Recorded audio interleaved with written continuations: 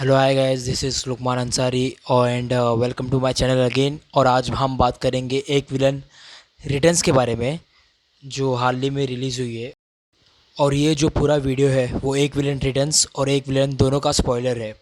तो मैं आपको रिकमेंड करूँगा कि आप ये वीडियो ना देखें, उससे पहले एक विलन और एक विलन रिटर्न्स देखें।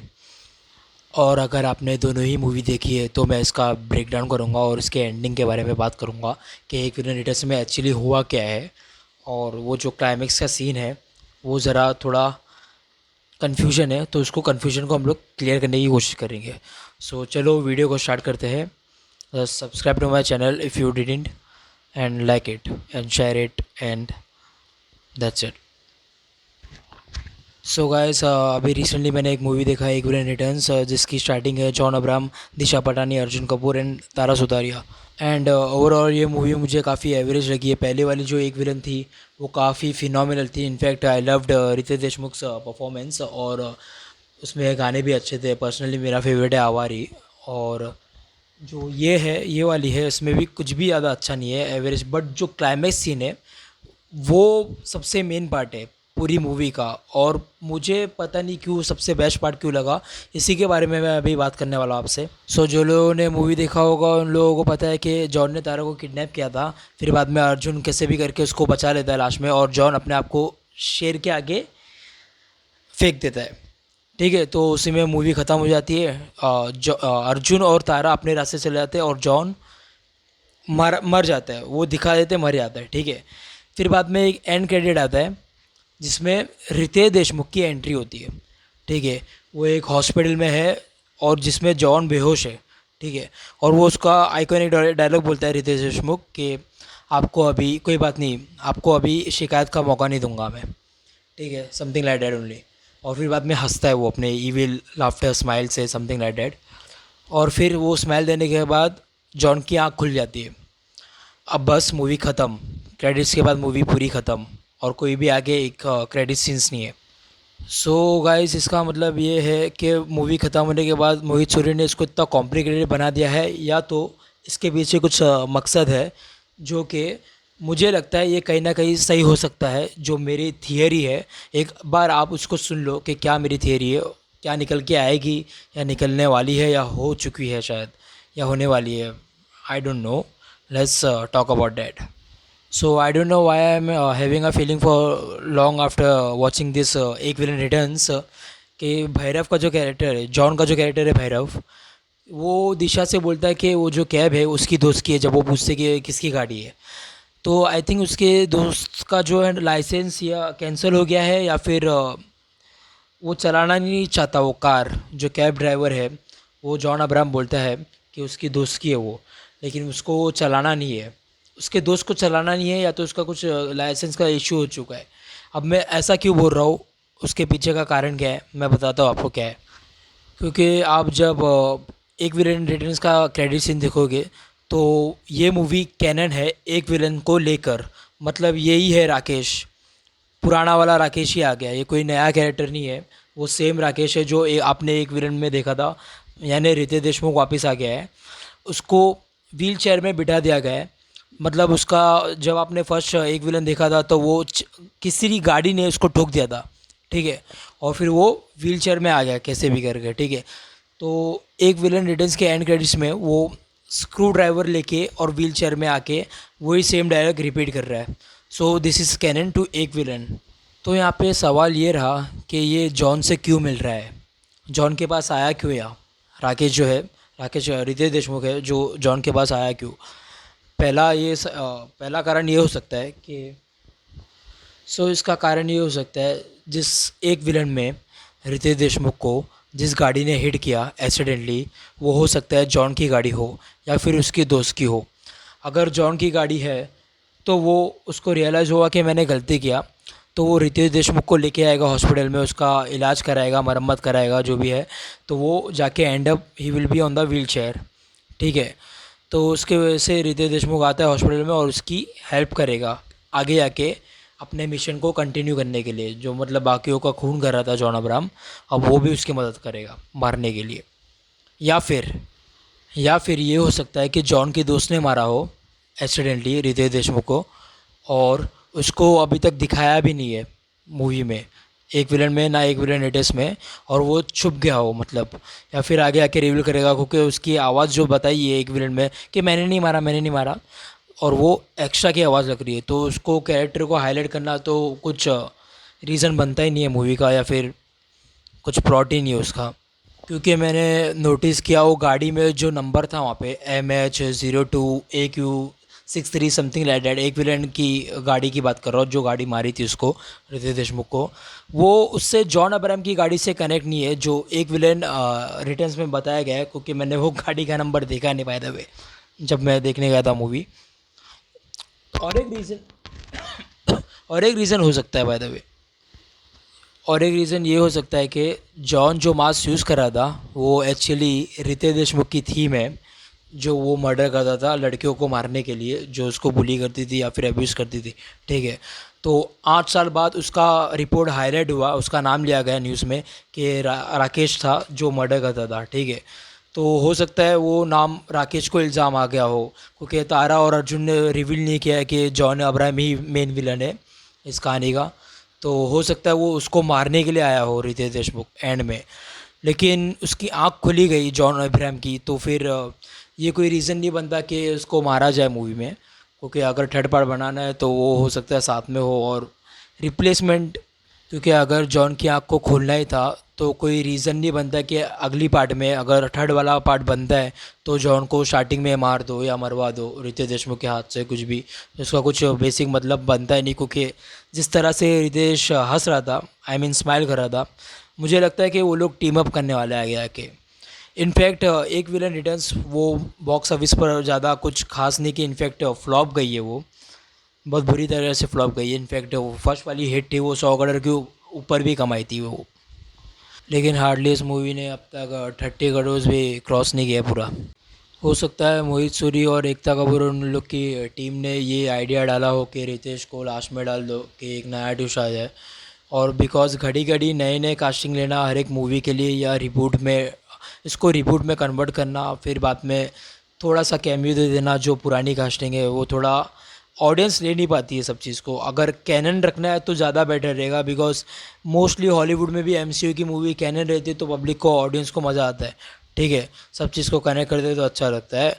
बस 3 सेकंड 30 सेकंड के लिए आप कनेक्ट करोगे तो पैसा वसूल नहीं होगा, क्योंकि वो फिर वो उसमें मज़ा नहीं आता, ठीक है। तो अगर आपको फिर से नई वाली कास्टिंग करना है तो मूवी चल नहीं पाएगी। अगर वापस से जॉन को रितेश को लेके आओगे तो और मज़ा आ जाएगा। अगर डालना ही है तो फिर अच्छे एक्टर को डालो, मतलब अर्जुन कपूर और तारा सुतारिया और दिशा पटानी बराबर काम नहीं किए मूवी में, for me, it's my opinion. और अगर आपको मोहित सूरी आपको अगर कास्ट करना ही है तो cast Imran Hashmi, I mean he will be best for the role, it's my point of view by the way. और वैसे भी रितेश देशमुख और इमरान हाशमी ने आज तक कोई मूवी में काम नहीं किया है, ठीक है।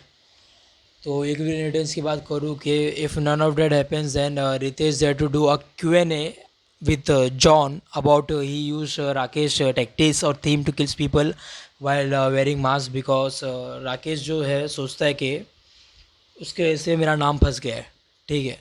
तो क्वेश्चन आंसर करेगा कि क्यों मेरा नाम लेके मारा, या कुछ टॉर्चर टाइप का करेगा, लेकिन ऐसा कुछ होगा नहीं है, बिकॉज मुझे लगता नहीं कि एक विलन 3 बनाएंगे, क्या नहीं, क्या प्लानिंग है उसके बारे में कुछ रिपोर्ट्स भी नहीं आई है अभी तक सामने, लेकिन बनाना तो चाहिए, it's worth it.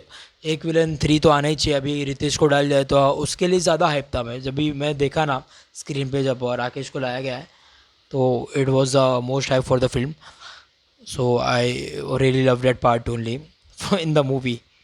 So it was the best part। और मैं देखना चाहता हूँ वापस जॉन और रितेश को साथ में, बिकॉज हाउसफुल में देखा था मैं उनको। So I am excited for the third part by the वे।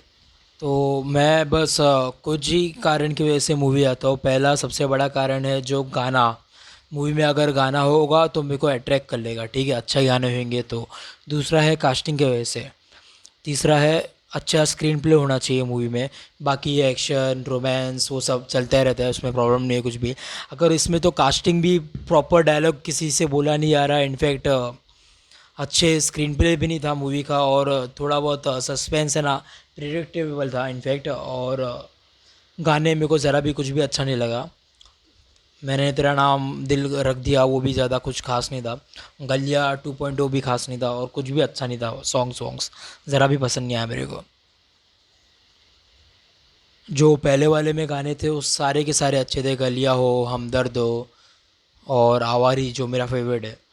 सो पहले से कंपेयर करेंगे तो ये काफ़ी वर्स्ट है। सो गाइस मैंने ना एक्चुअली IMDb पे ना एक वीरेंट रिटर्न सीखने के बाद उसका लंबा चौड़ा सा रिव्यू डाला हो, बहुत हिंदी इंग्लिश लैंग्वेज में। मैं उसको एक पढ़ना चाहूँगा, आप ज़रा सुन लो या फिर उसको देख लेना, आपकी मर्ज़ी। और मैंने रेटिंग भी दिया उसको। जॉन अब्राहम जो रेटिंग देता है उससे काफ़ी मिलता जुलता रेटिंग ही दिया हो। तो मैं एक बार उसको जो अपना रिव्यू है वो पढ़ के सुना देता हूँ। इनफैक्ट लिखने में आसान है, बोलने में बहुत मुश्किल पड़ रहा है। So I don't know why I am having a feeling for so long after watching this movie. Bhairav Joshi said उसका एक दोस्त है कि उसकी कैब में है ये। आई थिंक उसके दोस्त का लाइसेंस कैंसिल या फिर उसके फ्रेंड को एक फोबिया हो गया है कार चलाने का, because I think that was a person who accidentally hits Rakesh, if not then John must be who were driving and hits Riteish Deshmukh, but the voice were different, must be another civil there. But due to the fact that they haven't showed that the character who hits him inside the car can be John, who later then get him to the hospital and save his life. Then he turned out to be a broken legs, which can be fixed in part 3. He means Ritesh Deshmukh, by the way. If things goes this way, and now in present time, what we see Ritesh Deshmukh arrive in the end may help John to resume his mission. All right.